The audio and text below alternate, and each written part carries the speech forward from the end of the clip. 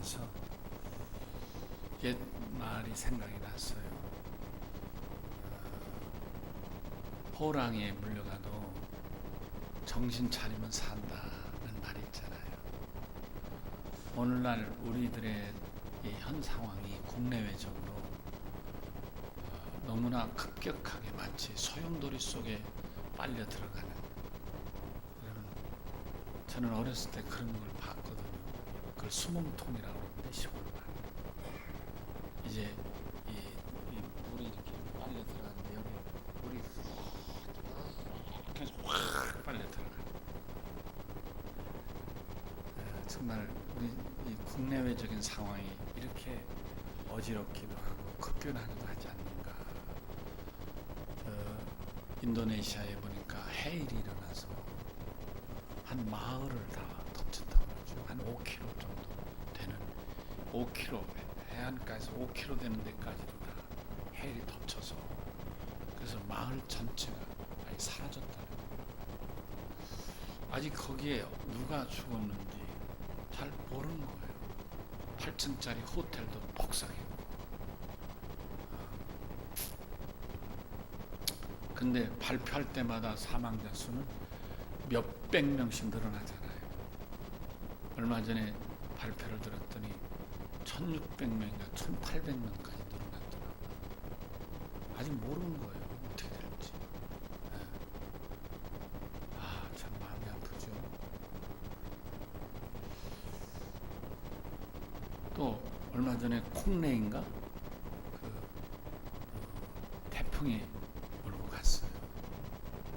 근데 우리는 안전하지만 그러나 포항이나 울산이나 이 바닷가에 사는 분들에게는 물이 너무 많이 멈춰서 집 안으로도 막 물이 들어오고 막 굉장하더만요. 차도 덮치고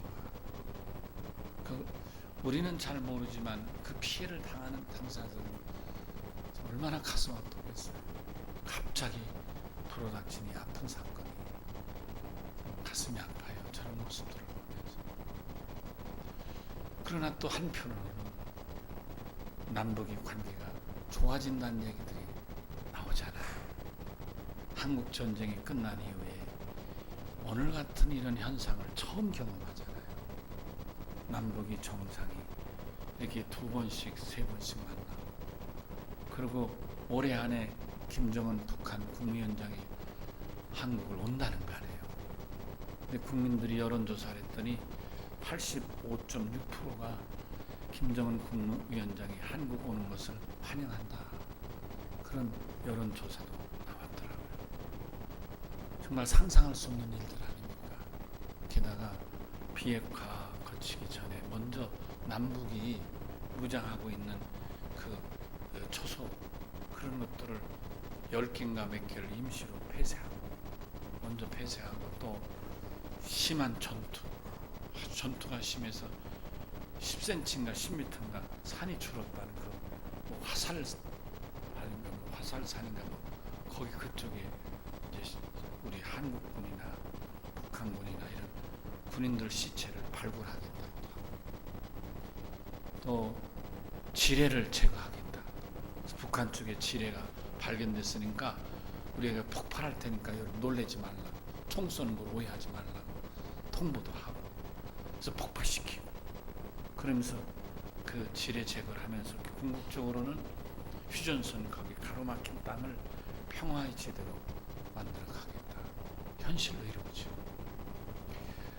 또 이번 남북 150명과 160명인가 회의하는 중에 그쪽에 이선건 우리는 통일부 장관에 해당하는 사람이 우선 북한의 철도가 어려우니까 철도를 빨리 조사해서 철도를 복구하면 좋겠다.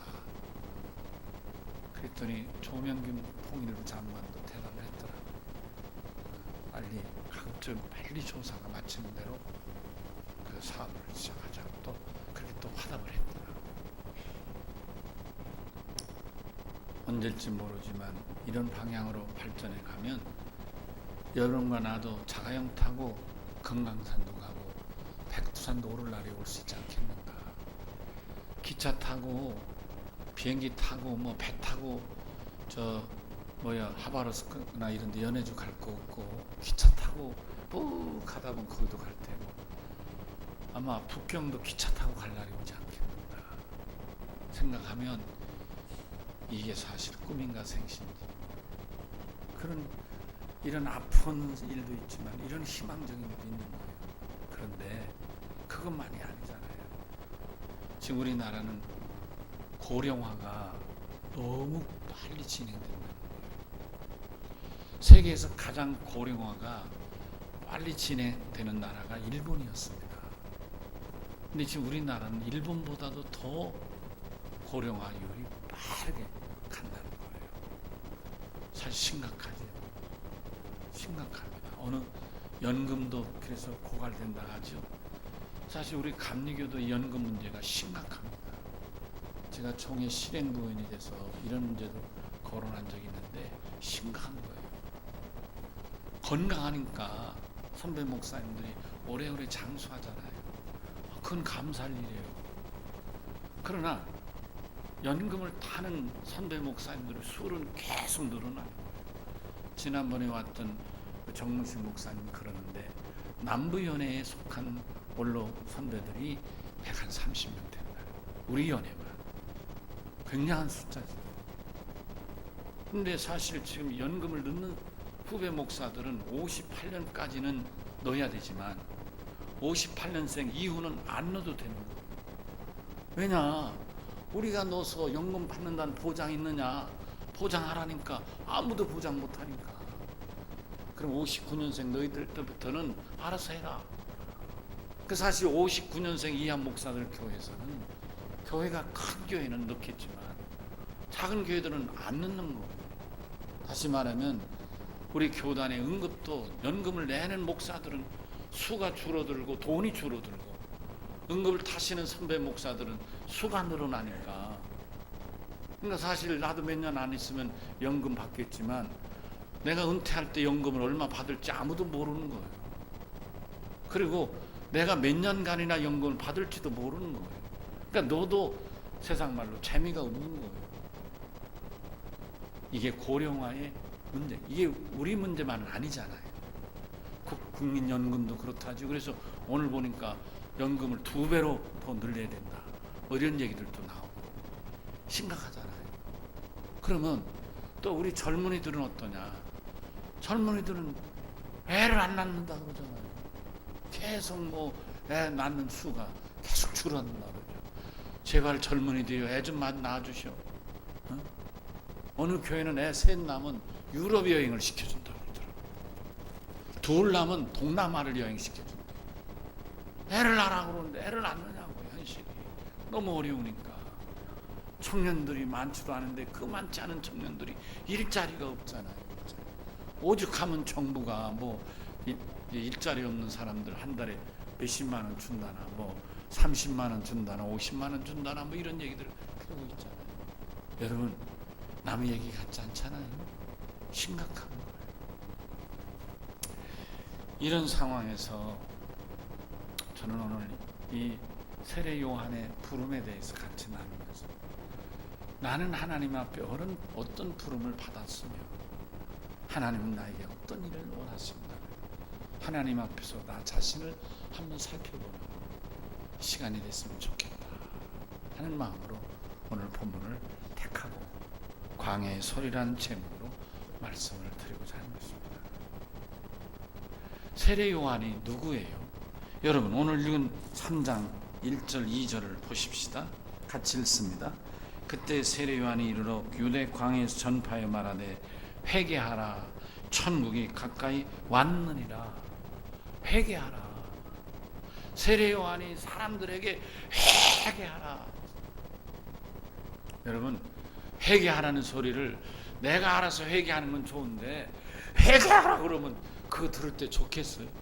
아마 목사가 설교할 때 회개하세요, 회개하세요, 회개하세요 계속 회개하라고 외치면 아이고 우리 목사님은 왜 회개만 저러라 아마 부담스러울지도 몰라요. 회개는 누구도 해야 되지만 그러나 세례 요한은 회개를 외친 거예요. 그리고 천국이 가까이 왔다고 외친 거예요. 그래서 세례 요한을 가리켜 회개의 메신저라고 말합니다. 세례 요한이 외친 메시지는 뭐냐? 회개의 메시지인 거예요. 회개하라. 아멘. 회개하라. 그리고 3절에 보니까 선지자 이사야의 말씀을 그대로 받아들여서 광야에 외치는 자의 소리라. 광야에 외치는 자의 소리가 있어서 너희는 주의 길을 준비하라. 그가 오실 길을 곧게 하라. 그러니까 세례 요한은 누구냐면 광야에 외치는 자의 소리로 주의 오시는 길을 준비하러 온 자라는 사실을 알게 되는 거예요. 세례 요한이 누구냐? 세례 요한이 광야에서 외치는 이유가 뭐냐? 오시는 주의 길을 미리 예비하기 위해서. 아멘. 주인이 오시는 그분을 위해 미리 길을 예비하려고 외치는, 광야에 외치는 자라 그러는. 여러분, 광야에 누가 있어요? 이 세례 요한이 외치는 소리를 들을 사람이 있어요? 아무도 없어요. 광야에 누가 있어요? 다시 말하면 세례 요한이 외치는 소리는 알아들을 사람이 없다는 거예요. 사람들이 몰려와도 알아들을 사람이 없다는 거예요. 그래서 여러분 본문에 보세요. 여기 7절에 보니까 이렇게 얘기합니다. 요한이 많은 바리새인과 사두개인들이 세례 베푸는 데로 오는 것을 보고 이르되 독사의 자식들아. 이게 좋다는 말이에요. 욕이요. 욕이잖아요. 사람이 독사인데 그게 안 그래? 우리 말에도 뭐 소 같은 놈, 개 같은 놈, 그걸 좋아할 사람 어디 있어요? 돼지 새끼, 개 새끼 그런데 좋아할 사람 어디 있어요? 하물며 독사 새끼라니 이게 참 그렇잖아요. 독사의 새끼라니까 아주 쌍말이겠죠. 여러분 여기 보니까 예루살렘에서 사람들이 왔어요. 예루살렘이 어디예요? 고관대작들이 있는데요. 여러분 이 사람들이 바리새인과 사두개인들이 누구예요? 그 당시에 유대 나라를 이끌어 가던 지도자들인 거예요. 그 사람들이 왔는데 그들을 향해서 독사의 새끼들하고 막 욕을 해댔겠으니 우리 말로 하면 모기 10개라도 모자랄 판이라니까요. 그런데 해댔기는 거예요. 이게 아무나 하겠느냐.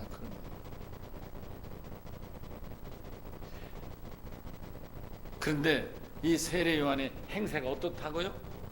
여기 4절에 요한은 낙타 털옷을 입고 허리에 가죽띠를 띠고 음식은 맥두기와 석청이더라. 얼마나 단촐해요. 이 세례 요한은 360일 옷을 갈아입는 사람 아니에요.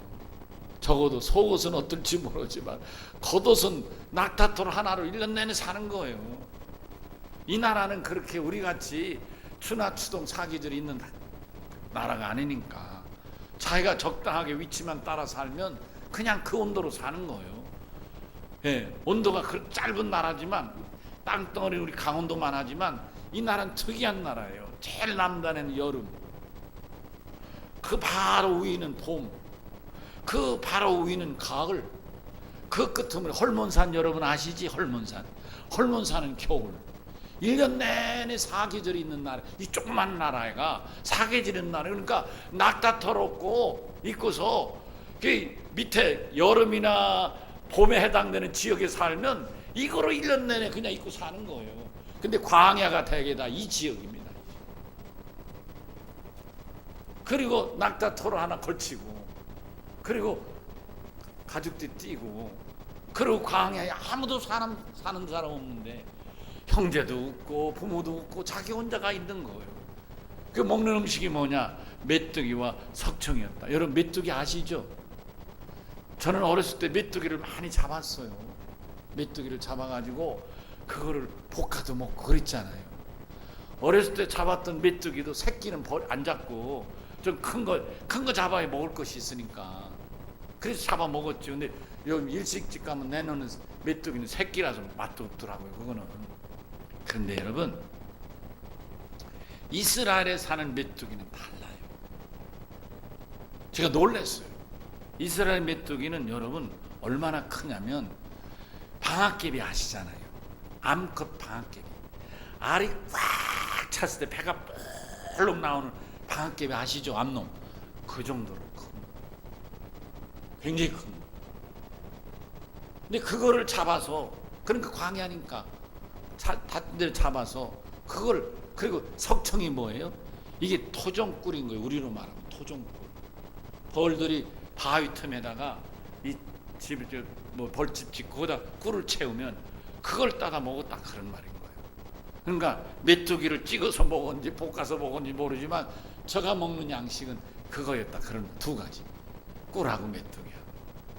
저희 삶이 검소라고 할 것도 없는 거지. 그러니까 1년 내내 그 옷 입고 살고 뭐 쌀 한 톨을 먹는 것도 아니고. 여러분, 그러니 이 세례요한의 삶이 번들하고 기름졌겠어요?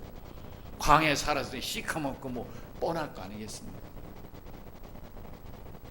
옛날 우리 조상들 중에 그도 돌을 닦고 이런 사람들은 아마 특별한 양식, 생식을 했다고 그럽니다. 그 생식을 어떻게 했는가? 제가 돌아가셨는데 함석헌 선생, 여러분 이름 들어보셨죠? 예, 함석헌 선생이 살아생전에 대전에 가끔 오실 때 있으면 제가 거기에 참석하고 말씀도 듣고 그랬습니다. 이제 식사 때가 되잖아요. 그럼 선생님 모시고 식사하러 가지고 음식점을 가는 거예요. 그 우리는 식사가 뭐 찌개를 끓여서 먹으면 어른 안 드시는 거예요. 그리고는 어디서 뭘 하나 꺼내가지고 손바닥에 이렇게 환을 한 20, 30개, 30, 40개 환을 이렇게 퍼가지고 물 한 잔 달라가지고 마시는 거예요. 그게 당신 한 끼인 거예요. 그게 생식인 거예요. 당신은 그거로 오랫동안 그거로 양식을 삼으셨다는 거예요. 아침에도 그거 하나 털어놓으면 되고, 하루에 2번 드신다는데 저녁에도 그거 털어놓으면 되고, 하루에 2번 그거 잡숫고 사는 거예요. 그게 뭐로 만드느냐 그랬더니 그게 솔잎 있잖아요. 솔잎 봄에 날 때 솔잎을 따서 그를 말려가지고 쪄가지고 그래가지고 거기다 콩가루하고 쌀가루를 같이 넣어서 섞어서 그래서 환을 만든다. 그것이 당신의 1년 내내 양식인 거예요.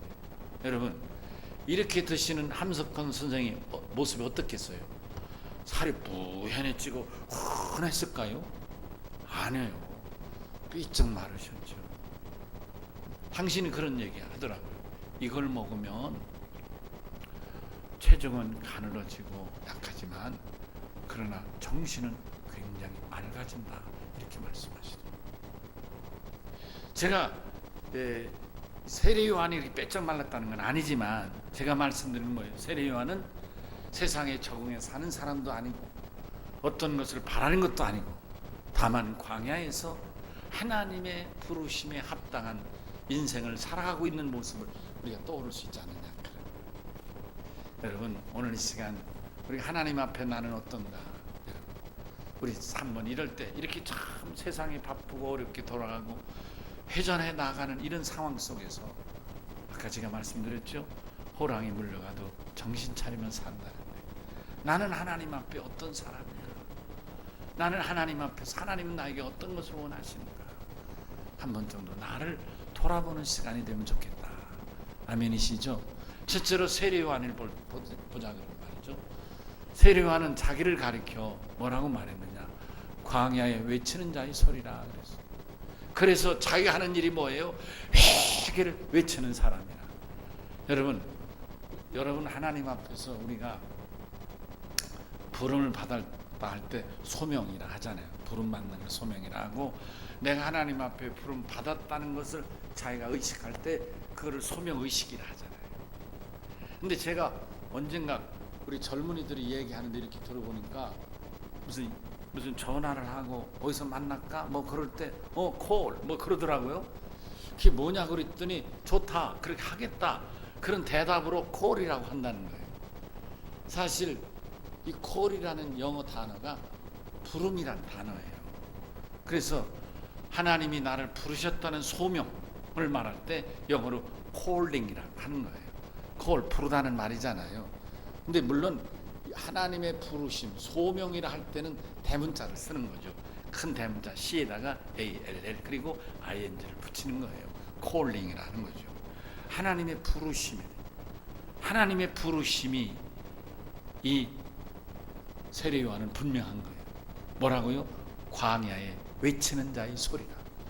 자기가 대단한 게 아니고 아무도 안 들을지라도 외치는 소리라 그런 말이에요. 사람들이 모였을지라도 그 소리를 못 들을지라도, 사람들이 내 외치는 말을 못 들을지라도 자기는 외치는 거예요. 이게 자기가 하나님 앞에 부름받은 콜링, 소명이라 그런 거예요. 아멘이시죠? 여러분, 세상이 바뀌고 흉흉하다 할지라도 내가 하나님 앞에 어떤 부름이 있는가, 이 부름이 여러분 스스로 발견해 보는 귀한 시간 되시길 바랍니다. 그 부름 앞에 세례 요한은 어떻게 자기의 사역을 감당했느냐? 회개하라, 천국이 가까웠다. 회개하라, 천국이. 회개의 메시지를 전하는 거예요. 그래서 여기 보실까요? 본문 말씀에 보니까 이렇게 되어 있습니다. 11절에 같이 읽습니다. 나는 너희로 회개하게 하기 위하여 물로 세례를 베풀거니와. 그러니까 하나님 앞에 부름받은 이 사명을 감당하는 게 뭐냐?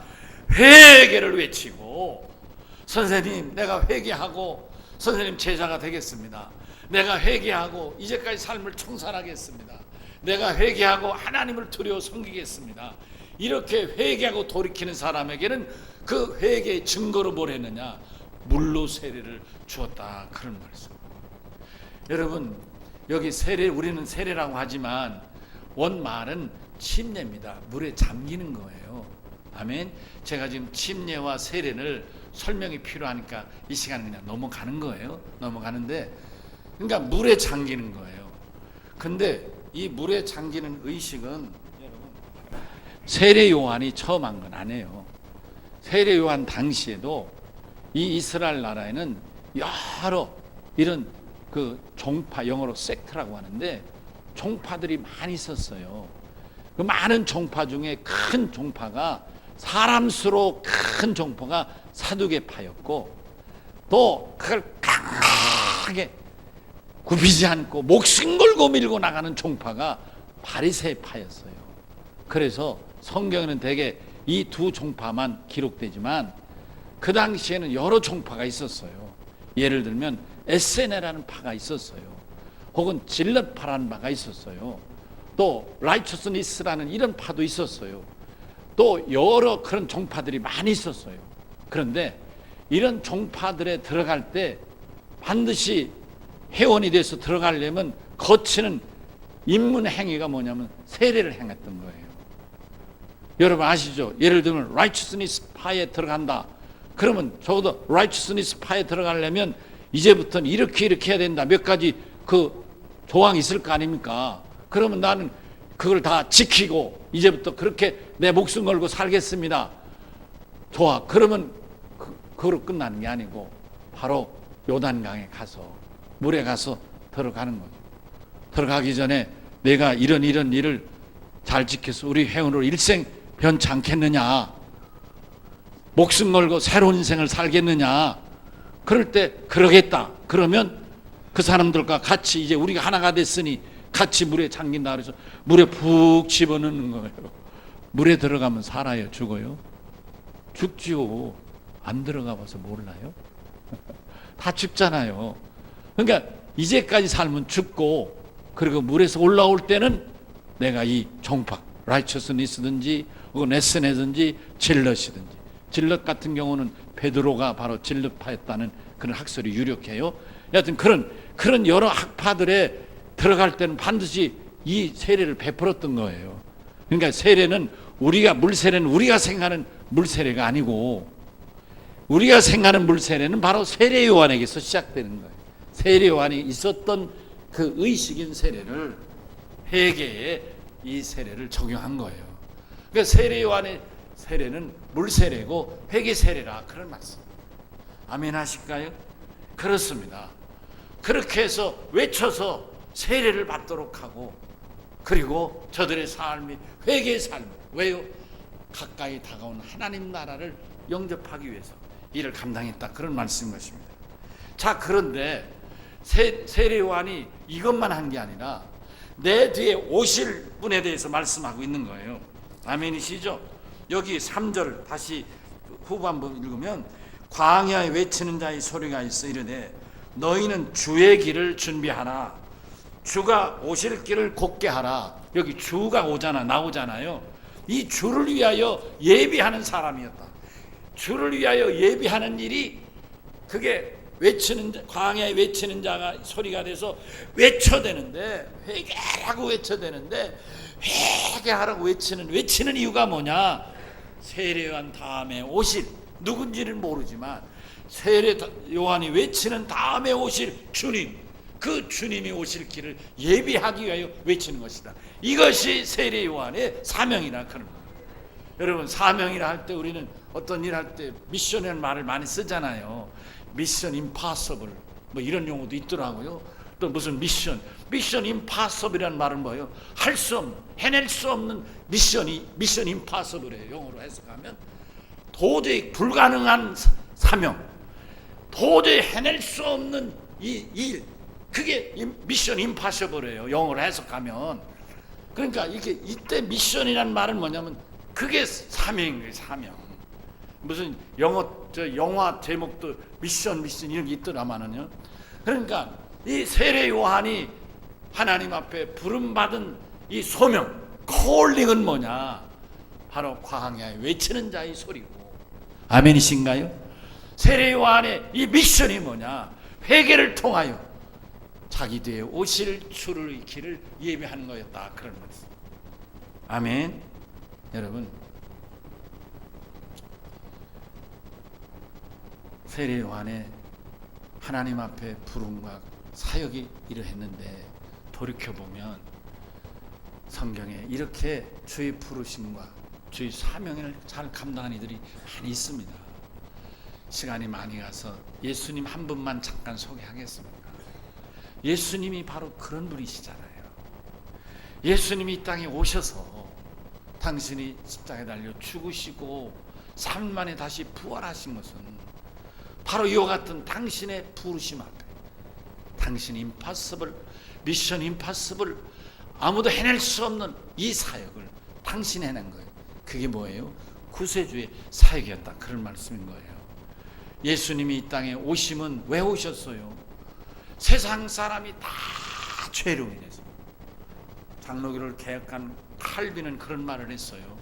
우리 사람은 죄 중에 엄마 뱃속에 있다가 세상에 태어나, 세상의 죄 중에 살다가 결국 죽으면 영원히 죄 중에 멸망과 저주밖에 받을 길이 없다. 구제의 가능성이 없는 게 인생이다. 이렇게 얘기를 한 거예요. 그런 죄인을 구원하기 위해서 이 땅에 주님이 오신 거예요. 그분의 사역을 구세주라 하는 거예요. 아멘 하실까요? 그렇습니다, 여러분. 그럼 왜 인간이 구원받을 가능성이 없는가? 이게 하나님의 공인 거예요. 죄의 삭은 뭐라? 사망인 거예요. 죄인은 심판받아 멸망하고 저주받고 영원히 죽을 수밖에 없다. 이게 하나님의 원칙이에요. 이거를 하나님의 공이라 하는 거예요. 성경에 혹은 성경이나 예배 드릴 때 공이란 말이 나오면 이 말인 거예요. 다른 게 아니고, 공이라는 게 올바른 의가 아니고, 그런 오해하지 않기를 바랍니다. 공이라는 건 하나님의 심판의 원칙을 공이라 하는 거예요. 죄인은 심판받아 죽어 멸망하고 영원히 지옥 간다. 이게 공인 거예요. 이 하나님의 대원칙을 누가 감당하겠어요? 아무도 감당할 수 없는 거예요. 주님이 그래서 오신 거예요. 주님이 그래서 십자가에서 죽으신 거예요. 모든 사람 죄를 당신이 다 짊어지시고 죽으심으로 예수 믿으면 구원받을 길이 있고, 예수 믿으면 주님과 함께 죽어도 다시 부활하여 살아난 길이 열게 되는 것입니다. 그래서 예수를 믿을 때 어떻게 믿어야 되는가? 여기 본문 다시 보겠습니다. 11절 후반절에 봅니다. 읽습니다. 내 뒤에 오시는 나보다 능력이 많으시니 나는 그의 신을 들기도 감당하지 못하겠노라. 그는 성령과 불로 너에게 세례를 베푸실 것이요. 여기 성령과 불은 같은 단어로 이해하셔도 돼요. 성령이 불이고 불이 성령으로 이해해도 됩니다. 분명한 것은 세례 요한은 물로 세례, 의식을 행하는 물로 베푸는 세례지만, 예수 뒤에 아직은 예수라는 이름이 없지만은 우리가 아는 바 예수께서 베푸시는 세례는 성령으로 세례를 베푼다, 그런 말이에요. 아멘 하실까요? 그러니까 성령을 어떻게 받느냐? 예수 믿어야 받는 거예요. 예수를 믿어서 뭘 해야 되느냐? 성령을 받아야 되는 거예요. 성령을 받아야 비로소 우리는 이 죽음에서 영생을 얻게 된다. 왜? 예수님이 영생하시는 분이니까. 왜? 하나님이 영생하시는 분이니까. 성령은 예수님의 영이시고 성령은 하나님의 영이시기 때문에 성령을 받는 자는 하나님의 자녀가 되고 성령을 받는 자는 영원한 생명을 얻게 된다. 그런 말씀인 거예요. 사랑하는 성도 여러분, 세월이 하도 지수하지만은 우리 너무 염려 안 해도 되지 않겠어요? 걱정 안 해도 되지 않겠어요? 정신 바짝 차리고 예수 잘 믿으면 되겠죠? 하나님이 나를 부르셔서 자녀 삼으시고 하나님 나에게 일을 맡기셨다. 여러분, 하나님 앞에 내가 어떻게 살아갈 것인가 한 번쯤 자신을 하나님 앞에서 돌아보는 귀한 시간과 결단이 되기를 주의 이름으로 축원합니다. 자, 그렇다면 이런 간절한 마음을 담아서 우리 다 같이 오른손을 들고 쭉 한번 외치겠습니다. 주여!